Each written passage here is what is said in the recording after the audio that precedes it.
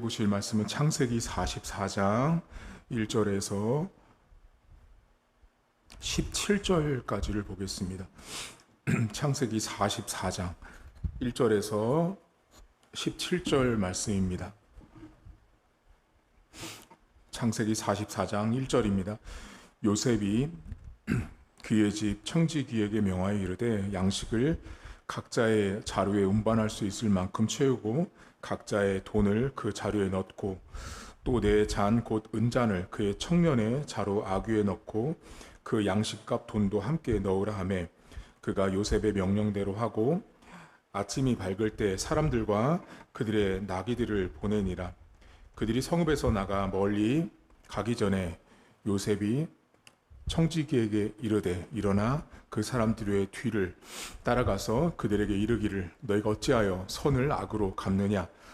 이것은 내 주인이 가지고 마시며 늘 점치는 데에 쓰는 것이 아니냐. 너희가 이같이 하니 악하도다 하라. 청지기가 그들에게 따라가서 그대로 말하니 그들이 그에게 대답하되 내 주여 어찌 이렇게 말씀하시나이까. 당신의 종들이 이런 일은 결탄코 아니하나이다. 우리 자료에 있던 돈도 우리가 가나안 땅에서부터 당신에게로 가져왔거늘 우리가 어찌 당신의 주인의 집에서 은금을 도둑질하리이까. 당신의 종들 중 누구에게서 발견되든지 그는 죽을 것이요 우리는 내 주의 종들이 되리이다. 그가 이르되 그러면 너희의 말과 같이 하리라. 그것이 누구에게서든지 발견되면 그는 내게 종이 될 것이요 너희는 죄가 없으리라. 그들이 각각 급히 자루를 땅에 내려놓고 자루를 각기 푸니 그가 나이 많은 자에서부터 시작하여 나이 적은 자에게까지 조사하매 그 잔이 베냐민의 자루에서 발견된지라. 그들이 옷을 찢고 각기 짐을 나귀에 싣고 성으로 돌아가니라. 유다와 그의 형제들이 요셉의 집에 이르니 요셉이 아직 그곳에 있는지라. 그의 앞에서 땅에 엎드리니 요셉이 그들에게 이르되 너희가 어찌하여 이런 일을 행하였느냐. 나 같은 사람이 점을 잘 치는 줄을 너희는 알지 못하였느냐. 유다가 말하되 우리가 내 주께 무슨 말을 하오리이까. 무슨 설명을 하오리이까. 우리가 어떻게 우리의 정직함을 나타내리이까.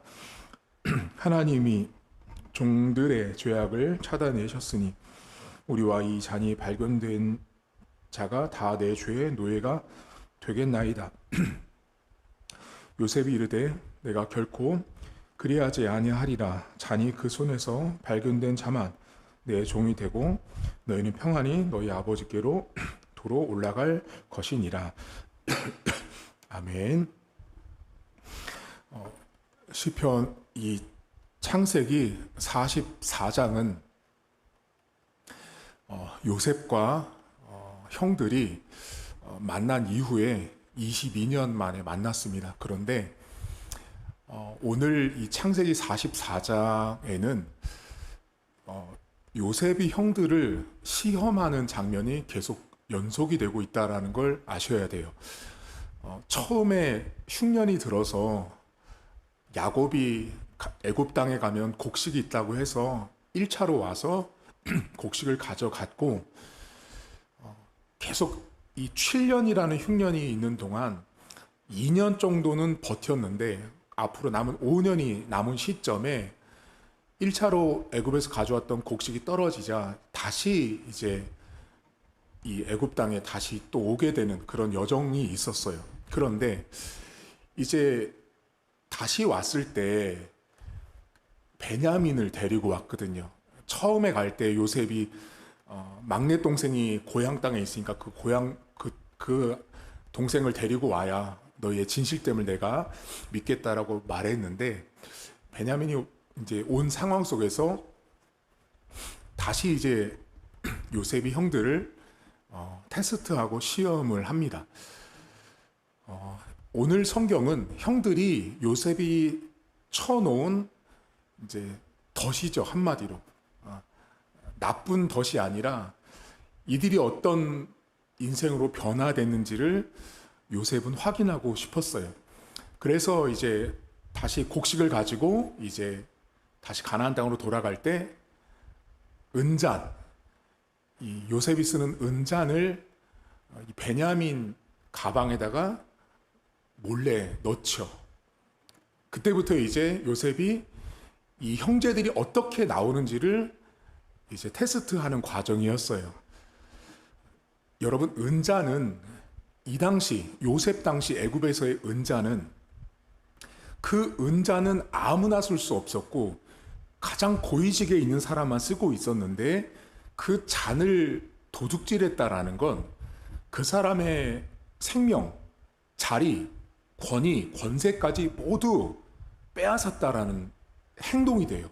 그러니까 은잔 자체가 절대로 손대면 안 되는 것을 손대도록 손댄 것처럼 도둑질한 것처럼 요셉이 꾸미죠.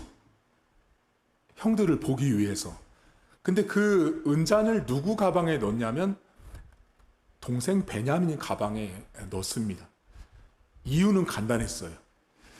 이 형제들과 이제 라헬로부터 나온 자식이잖아요. 그러니까 라헬 한마디로 약간 엄마가 다른 거죠.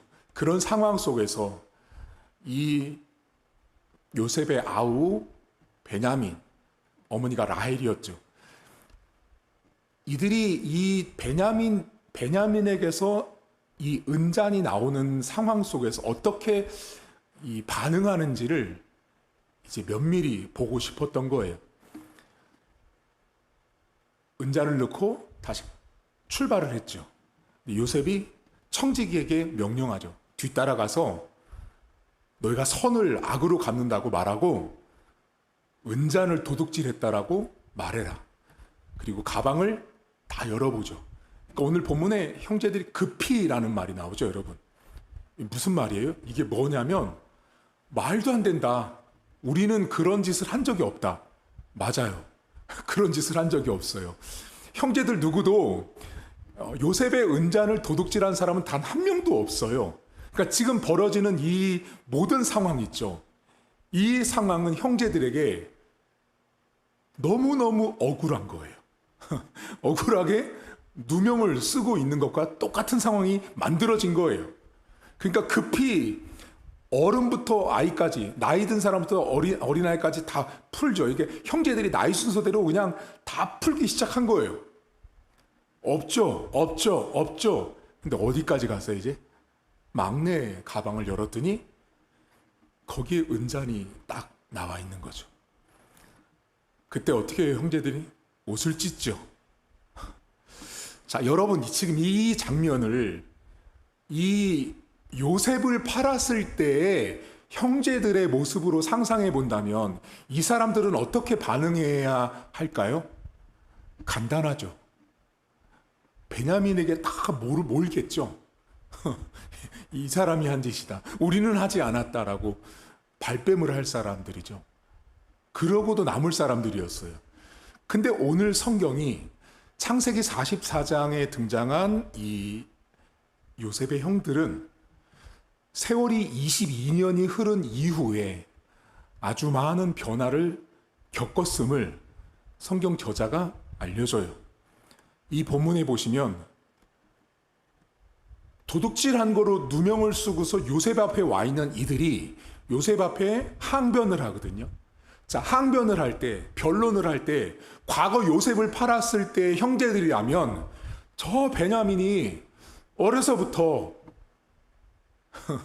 손버릇이 나쁘더니 이런 짓까지 했습니다라고 누명을 씌울 형제들이죠. 그러고도 남을 사람들이에요. 근데 이 본문에 보면 성경 저자가 이 형제들이 요셉 앞에서 뭐라고 계속 8번이나 반복하는 말이 있어요. 그게 뭐냐면 우리라는 말이 8번이나 나와요. 이건 여러분 간단한 표현이 아니에요.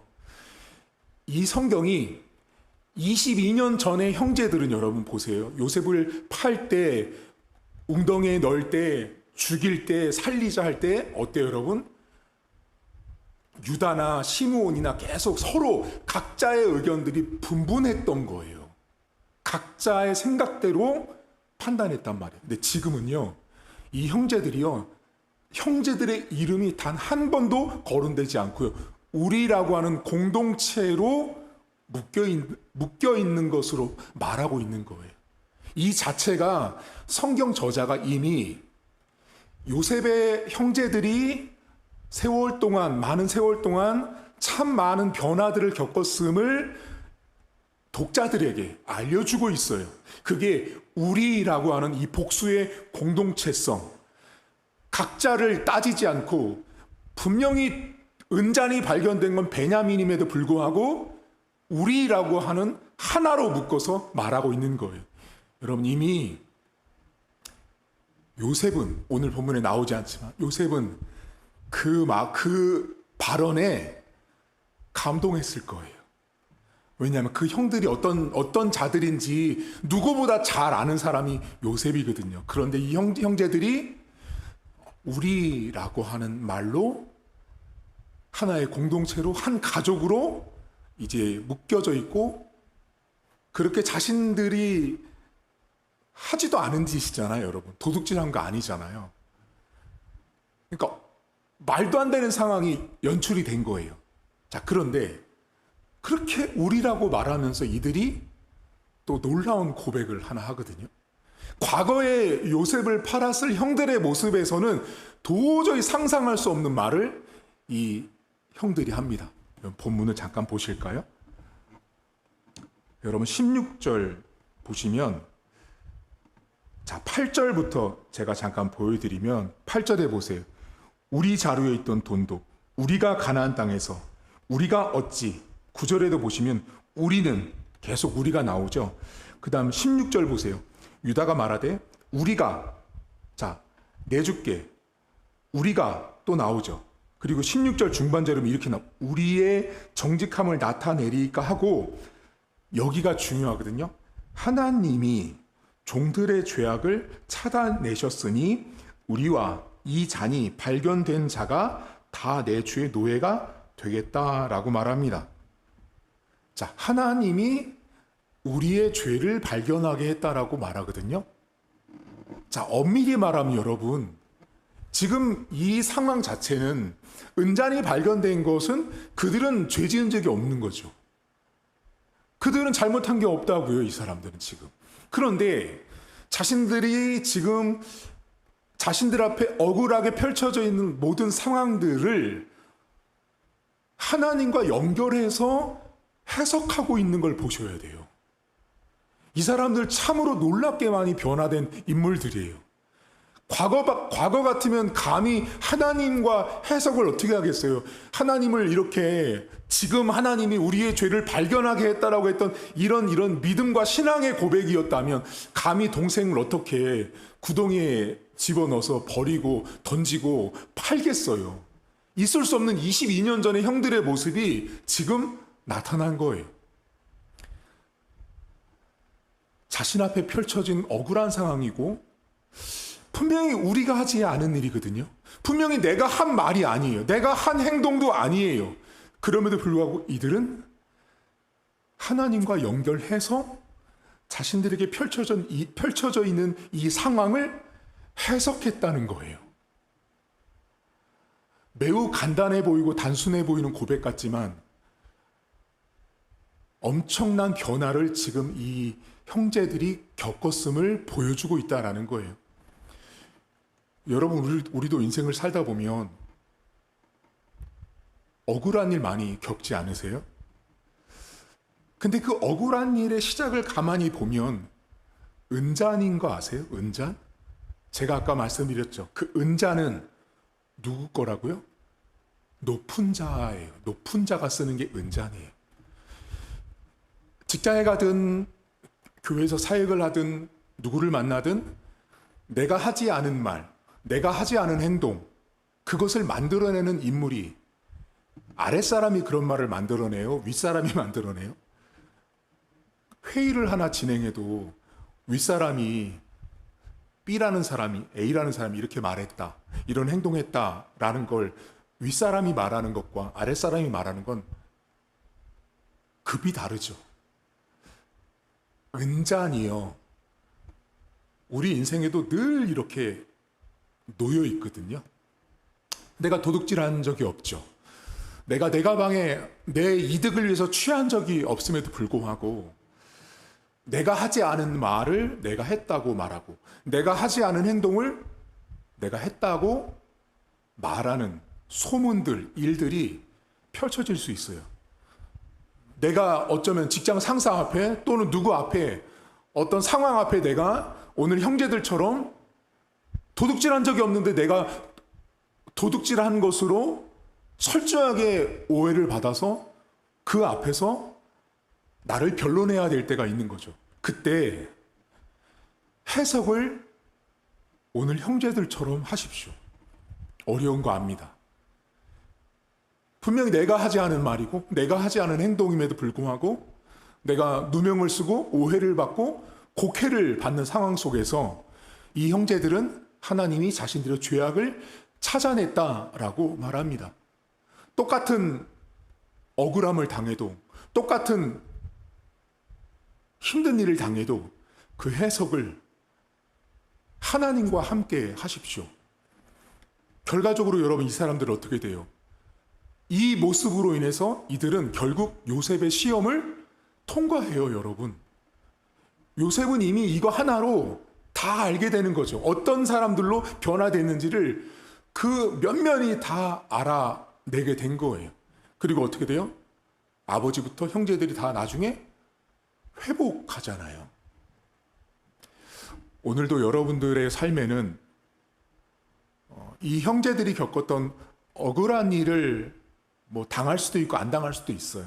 하지만 오늘 하루를 출발하면서 우리가 한 가지 우리 삶에 적용해 볼 것을 뭐냐면 하나님이 이 죄악을 찾아내겠다라고 하는 이 형제들의 고백은 내 삶에 벌어져 있는 상황과 환경을 어떻게 해석할 것이냐에 대한 매우 중요한 통찰력을 주는 거예요.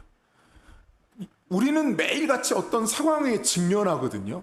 가정 내에서도 상황을 직면하고 자식과의 문제, 아내와 남편과의 문제, 직장에서 여러 가지 상황들을 우리는 마주할 때 그 상황 속에서 하나님과 관련되어서 해석하십시오. 그러면 그 하나님과 관련된 해석 속에는 하나님이 포함되어 있기 때문에 답도, 길도, 방법도 하나님이 해결해 주실 거예요. 그것이 이 형제들을 통해서 오늘 우리가 오늘 하루를 출발하는 지침이 돼요. 여러분들이 어쩌면 지금도 내가 하지 않은 말이나 행동, 그것으로 해서 많은 소문들이 돌아다니고 어려움을 겪을 수도 있어요. 그것이 일가 친척일 수도 있고 직장 내에서도 그럴 수 있어요. 그때 하나님과 관련되어서 상황을 보십시오. 자, 상황이 벌어졌을 때 여러분, 말이나 사람에게 주목하지 말고 상황이 벌어졌을 때 사람과 말이 아니라 하나님과 관련해서 해석하세요. 이게 간단한 말이지만 매우 중요한 문장이에요.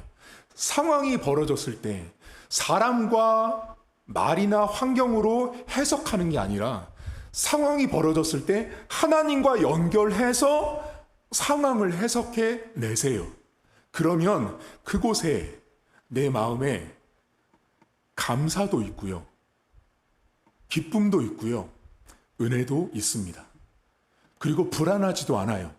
왜냐하면 내가 지금 이 일을 했든 안 했든 지금 형제들은 최소한 요셉 앞에서는 우리가 했습니다 라는 말을 하지 않거든요. 뭐라 그러냐면 하나님이 찾아내셨다라고 말을 하고 있다라는 거예요. 그럼 결국 하나님이 사람 앞에서 하나님을 인정하고 고백하면 나도 하나님 아버지 앞에서 너희들을 인정한다고 했던 예수님 말씀처럼 이들의 길을 하나님은 결국 인도할 수밖에 없다라는 거예요. 여러분 오늘도 오해받고 누명을 쓰고 내가 힘든 처지에 있을 때 내 상황을 사람으로 해석하지 마시고 하나님으로 해석하세요. 다시요. 내 삶에 벌어져 있는 상황을 사람으로 말로 해석하지 마시고요. 하나님으로 해석하세요. 그러면 하나님으로 해석한 하루는 좀 다르게 보이고 좀 다르게 출근길이 되고 좀 다르게 나의 일이 된다라는 것입니다. 오늘도 하나님이 여러분 편이 되어 주셔서 하나님으로 해석하면 하나님이 여러분들에게 답을, 길을, 방법을 허락하실 것을 믿고 오늘 하루를 출발할 수 있길 주님의 이름으로 축복합니다. 하나님 아버지, 우리는 억울하고 힘든 일을 겪을 때 있습니다. 우리가 하지 않은 말이나 행동들 때문에 오해를 받을 때도 있습니다. 그때 우리 대부분은 어떤 상황이 발생이 되면 우리는 그 상황과 관련된 사람을 묻고 말을 엮고 어떤 감정을 자꾸 엮어서 해석하려고 합니다. 하지만 하나님, 상황이 발생됐을 때 하나님과 관련되어서 해석할 수 있도록 우리의 눈과 우리의 영적인 통찰력을 허락해 주시길 원합니다. 상황은 항상 발생됩니다. 좋은 상황이 될 수도 있고 나쁜 상황이 될 수도 있습니다. 어떤 상황이든 간에 우리가 그것을 사람으로, 환경으로, 감정으로, 말로 해석하는 것이 아니라 하나님으로 내 삶에 벌어지는 모든 조건과 여건들을 해석할 수 있도록 도와주셔서 분명 형제들은 도둑질을 하지 않았음에도 불구하고 그들은 하나님과 관련되어서 자신들의 펼쳐져 있는 상황을 해석하고 있는 22년 전과는 다른 성숙한 모습을 보여주고 있었다라는 것입니다. 오늘도 하나님과 함께 내 삶의 인생을 해석하는 하루가 될 수 있도록 은혜를 베풀어 주옵소서. 감사드리며 예수님의 이름으로 기도하옵나이다. 아멘. 하늘에 계신 우리 아버지, 아버지의 이름을 거룩하게 하시며 아버지의 나라가 오게 하시며 아버지의 뜻이 하늘에서와 같이 땅에서도 이루어지게 하소서. 오늘 우리에게 일용할 양식을 주시고 우리가 우리에게 잘못한 사람을 용서하여 준 것 같이 우리 죄를 용서하여 주시고 우리를 시험에 빠지지 않게 하시고 악에서 구하소서.